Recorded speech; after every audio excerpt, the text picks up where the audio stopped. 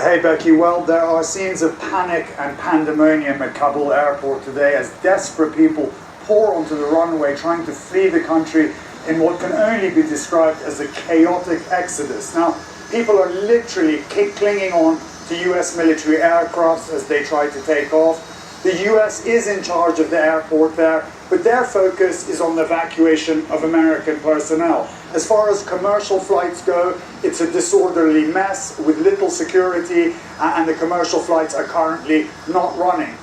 We know that as of last night, the US military had flown around 500 embassy personnel out of the country on military aircraft. They're working up to a capacity of several thousand out per day, but they won't have that capability for a few days to come. As for the Afghans that have worked in various roles for the US, it's going to be a much tougher journey to get out of the country. As I mentioned, commercial flights are problematic. Thousands of Afghans are stranded at the airport with their suitcases and whatever other belongings they could muster together. And just getting to the airport, Becky, from far-flung locations in Afghanistan means having to run a very dangerous gauntlet that could cost them their lives. There are also reports that NBC News can't confirm that 5 people have been killed at the airport. It's unclear under what circumstances. Could have been gunfire, it could have been a stampede, but it's so chaotic there. The details are only dripping out as the day unfolds. Ali, we have watched that video of the Afghan citizens kind of surrounding the military transport plane and trying to grasp onto the sides of it. We've watched that again and again this morning. And I just wonder what happened. Do you know what the end result was? The plane can't take off like this. Did they pull it aside?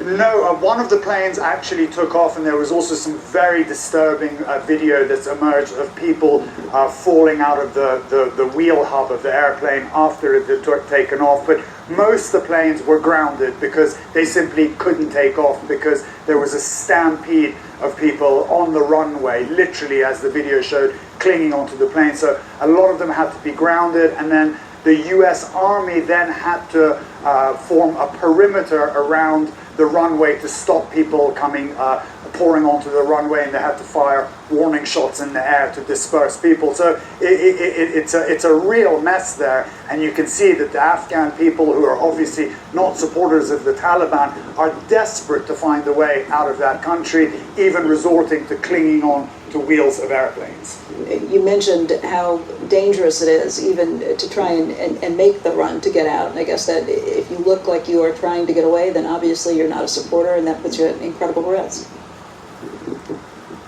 Exactly. And you see, one of the problems there, Becky, is that the US had said to Afghans that had been helping US personnel and had granted them visas, they said, look, come down to Kabul airport and we'll evacuate you.